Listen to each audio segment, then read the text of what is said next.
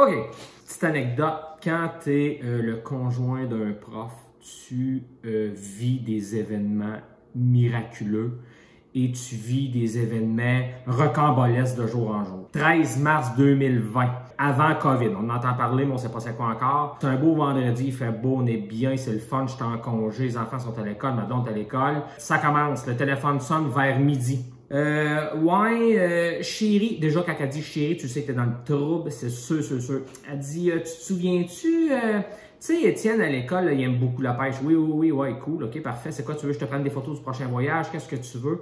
Ben, pour un projet de science, j'ai pris l'initiative de commander des poissons pour comme l'inciter à suivre le cours. Ok, cool, c'est le fun. Puis le problème, c'est quoi?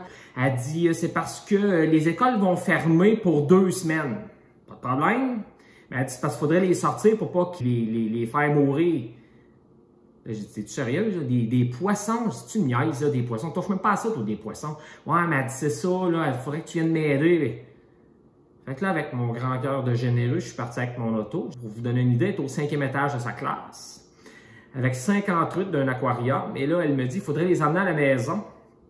Parce que là, tu sais, ils peuvent mourir si c'est pas contrôlé. Puis, fait que là, OK. Fait qu'on part, on commence à regarder comment est-ce qu'on peut sortir les poissons. On trouve des chaudières, sort les poissons de là, on ramène ça à la maison, mais on ramène pas ça comme on veut, des poissons comme ça. Fait que là, il faut mettre de l'oxygène, il faut les soigner aux petits oignons. Fait que là, on part, on les sauve ici. Je te promets, chérie, c'est juste 2 semaines. Pas de problème, prends l'aquarium, mets ça dans le salon.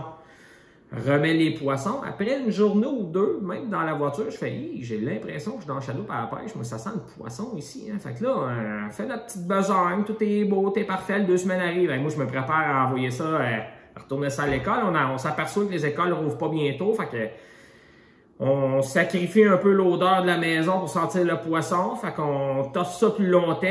Puis, comme une histoire arrive jamais seule, panne de courant.